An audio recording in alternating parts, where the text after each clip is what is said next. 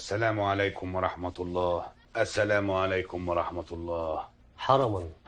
جمعا يا ابني. ايه يا معلم جميل، امال السبحه بتاعتك فين؟ اصل انا نسيتها في البيت وانا بتوضى. ليه خير؟ هي عملت حاجة؟ لا مش هي اللي عملت، انت اللي عملت.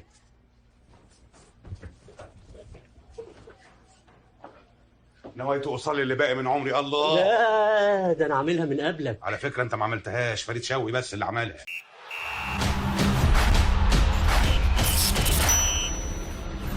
مفيش جديد، جولة ورا جولة، يعني نقول خازوق ورا خازوق، ومش هيبطل من 25 بقى لل 38 وانت طالع كلها خوازيق. تقولش بقى خازوق داروين نونيز انه بره القايمة بعد ما الناس كلها جريت عليه وعنده دبل، ولا نيكيتيا اللي الناس راحت تكابتنه وراح قاعد دكة، ولا ساكا اللي طلع بلانك، ولا اوديجارد اللي طلع بلانك، ولا صلاح اللي سابقنا كل اللي ورانا واللي قدامنا عشان نجيبه ويطلع بلانك، ولا ايه ولا ايه ولا ايه. ما علينا، استأذنك بعد اذنك حط اللايك بتاعك، اشترك معانا في القناة اما اتفرج علينا، وفعل جرس تنبيهاتك، وما تنساش تتابعنا على فيسبوك وعلى انستجرام وعلى تيك توك. ويلا بينا ندخل في حلقتنا. بدأت الجولة بأول ماتش فولهام وولفز. طبعا وولفز الناس كلها جريت بقى على خوزيصا، على كيلمان، على بوينو، ومناسبة بوينو تكندر بوينو اشرف منك يا جدع، على الاقل ليه فايدة عنك اقسم بالله. طبعا الكلين شيت بتاعهم راح، طبعا الدبل بتاعهم ناس كتير راحت عليه عشان خاطر الدبل. الماتش الثاني بتاعهم قدام ليفربول، الله يستر برضه احنا مش ضامنين حاجة من ليفربول، ما لسه جايين للمصيبة الثانية قدام. من ناحية فولهام معلش يا عم الحاج، يا اللي عندك لينو ولا عندك ريم، يا اللي بتطلع بكلين شيت اكتر من ليفربول بقالك 3 4 ماتشات، حقك علينا ان الكلين شيت راحت النهارده، تزعلش. اللي عنده اندريس بيريرا اقدر اقول لك ان هو طلع بنقطه. نيجي بقى على اهم ماتش كان موجود في الجوله، اهم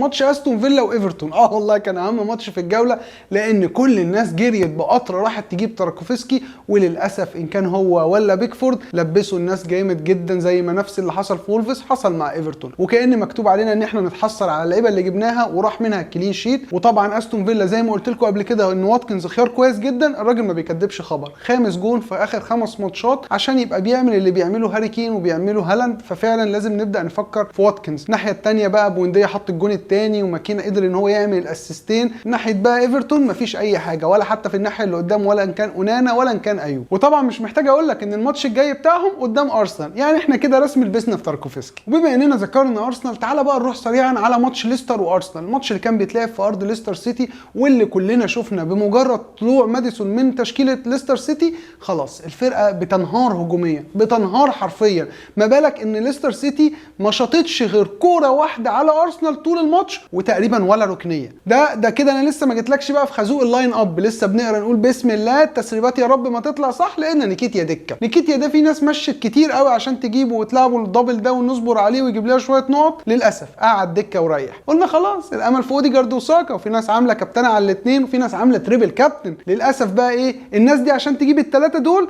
راحوا بقى حد من دفاع ارسنال هو اللي طلع بكل حاجه، ولا اي حاجه من الرجاله اللي قدام. زيتشينكو وجابرييل هم اللي طلعوا بالكلين شيت وطلعوا بالبونص، واكتر واحد اتباع من فرقه ارسنال هو مارتينيلي، هو اللي خد كل حاجه في الجوله دي. نيجي بقى مع ماتش ليدز وساوثهامبتون. طبعا الناس كتير ما تفهمش ليه، في حاجات غريبه كده بتحصل في الفانتزي، ان في ناس بتجري تروح تجيب وورد براوز، وناس تانية بتجري تجيب جونونتو. يعني جونونتو ده سعره زاد، انا مش فاهم ليه. طب خليني اقول لك ان وورد براوز ما عملش اي حاجه، هو طلع مفيش بلانك. جونونتو علق عليه خد انذار بقى كمان. واللي اكل القصه دي كلها بقى فيربو المدافع بتاع ليدز، جاب جون وكلين شيت و3 بونص. ونيجي بقى مع ماتش نوتنجهام فورست وويست هام. طبعا انت يا عم نافاس عامل فيها الوحش اللي موجود في الدوري الانجليزي من ساعه ما جيت، اكلت على قفاك مظبوط دلوقتي، شلت من ويست هام 4. طبعا انجز اللي كلنا ناسيينه، انجز ده لسه في ناس متخيله ان انجز موجود في استون فيلا وبيقول لك يا رب ما يعملش روتيشن مع واتكنز. لا، انجز موجود في ويست هام وبيجيب جونين في الماتش عادي جدا، متقمص شخصيه هالاند. انجز جاب جونين، بوين بيعمل اسيستات، انطونيو بيرجع تاني للتهديف وبيجيب جون، ديكلان رايس كمان زاد من نص الملعب وجاب جون، بالرحمه بيعمل فرقه ويست هام دي فرقه حلوه جدا، بس المشكله ان هي سيئه جدا السنه دي. هي حلوه جدا كاسماء بس كمستوى هي سيئه جدا. خلي بالك في كلامي من اول الموسم. هل دلوقتي بعد ما ابتدوا يقربوا من مراكز الهبوط هنلاقي بقى ويست هام بتعمل شغل جامد وبتحاول انها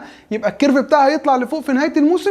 خلي بالك ان ده متوقع جدا جدا جدا. مجرد ما بنقرب من نهايه موسم في فرق بتقرب للهبوط بتلاقي فجاه الكيرف بتاعها بيضرب في السماء وبتقلب البرازيل وارجنتين، وفي بقى الفرق اللي فوق عندها دوافع تانية خالص، دول بيفكروا وبيبداوا يخشوا في المنافسه بتاعه الدوافع على التاهل للمراكز الاوروبيه، كان دوري ابطال ولا دوري اوروبي ولا دوري مؤتمرات. فالدنيا هتبدا الفرق اللي انت شايفها من اول موسم انت بعيد عنها، لا هتبدا تركز معاها دلوقتي، وهثبت لك بالدليل دلوقتي، هديك كده واحده هتخلي دماغك كده تفت تقول ازاي انا ما خدتش بالي من الموضوع زي ده. وندخل على الخازوق اللي بعد كده، السيتي وبورنموث او بورنموث والسيتي. الماتش اللي خلص 4-1 للسيتي، طبعا بدا اللاين اب، بنبص لقينا الحمد لله والشكر لله ووكر مش موجود، دي بروين مش موجود، محرز مش موجود، جوارديولا خزوقنا في 3 لعيبه مره واحده. بعد ما كل الناس اتأملت انه خلاص ربنا هداه وعقل وابتدى يثبت، راح راجع في كلامه وراجع في القصه بتاعته دي تاني. المهم نزل الماتش لقينا الفاريز موجود، بنبص لقينا هالاند بقى ايه، هو هالاند اطمن ان الناس كتير بعدت عنه، قال لك خد يا ولد. بص انت هالاند ده بقى موضوع محير جدا، وانت بتكابتنه، انت عشان انت قاعد كده بتحاول تحط عليك كابتن، انت عارف مش هيعمل لك حاجه عشان انت كابتنته، ومجرد ما بتشيل من عليك كابتن وتروح تحطها على اي لعيب تاني، انت واثق ان اللعيب ده مش هيعمل حاجه وهالاند يعمل كل حاجه، فانت قاعد في الحيره دي بقى اللي هو طب انا كابتنه مش هيعمل حاجه ولا كابتن واحد تاني وهالاند يعمل كل حاجه. بص الواحد دماغه هتطق، هالاند جون واسيست، فودن بيبدا ماتش اساسي بيحط جون واسيست، الفاريز بيبدا ماتش اساسي بيحط جون واسيست، ولكنها كومبو، انه ماتش الكومبو. ولكن بقى ايه، جه بورنموث في الاخر وراح مضيع عليهم الكلين شيت، بس اللي معاه اكي انت صياد يا ولد، انت صياد، وبص روح بص ايد الوالده، الدعاء جايب نتيجه، الواد يطلع من هنا في 3 دقايق يقوم رايح الكلين بتاع السيتي، شايفك وفرحان لك والله. كريستال بالاس وليفربول، وكان ختام بقى الماتشات بتاع يوم السبت، وبعد كميه خوازيق متعبيه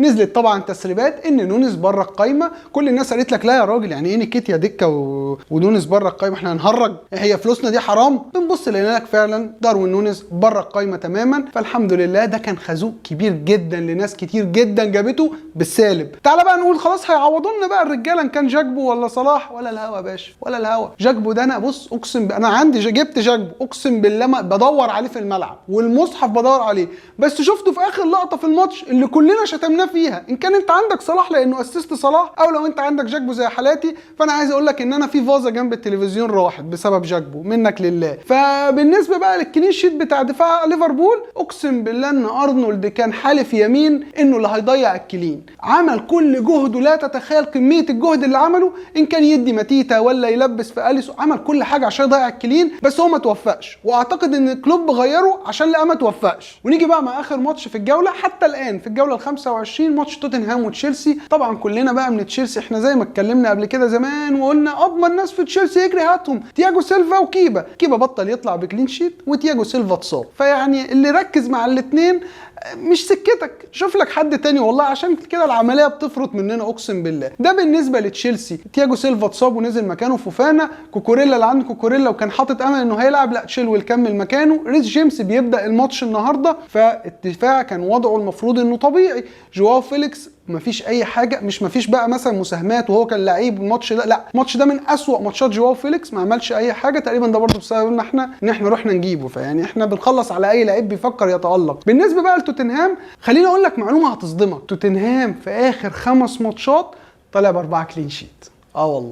والله طلع ب4 كلين شيت. توتنهام اللي كلنا بنبعد عنهم عشان الكلين شيت، طلع ب4 كلين شيت. هتقول لي ما انا جايب منهم بريزيتش عشان عارف المعلومه دي، اقول لك ما بريزيتش ما بيلعبش بقاله ماتشين، انت مستفيد ايه يعني من بريزيتش؟ ايميرسون رويال صراحه اللي جايبه برنس، يعني لو انت عندك ايميرسون رويال تحت انزل قول لي ان انت عندك ايميرسون رويال من الجوله الكام عشان تبقى انت فنان. ايميرسون رويال بيجيب اجوان وبيطلع بكلين شيت، هو اللي استفاد الماتش ده من توتنهام او من تشيلسي، ان انت عندك هاري كين او ان انت عندك ايميرسون رويال، ده عدلها في الماتش ده. وبكده نكون وصلنا لنهايه الماتشات اللي اتلعبت حتى الان. هنستنى بقى نشوف الماتشات الدبل لما تخلص، وهنطلع معاكم ان شاء الله، على الاغلب هتكون يوم الاربعاء، نطلع مع بعض نتكلم عليها. اتمنى لو كانت عجبتك الحلقه انزل حط لنا اللايك، اشتركتش معانا في القناه انزل واشترك وشرفنا ونورنا. ما تنسوش تتابعونا على فيسبوك وعلى انستجرام وعلى تيك توك. وكان معاكم اسلام سري من 1 2 بالعربي. سلام.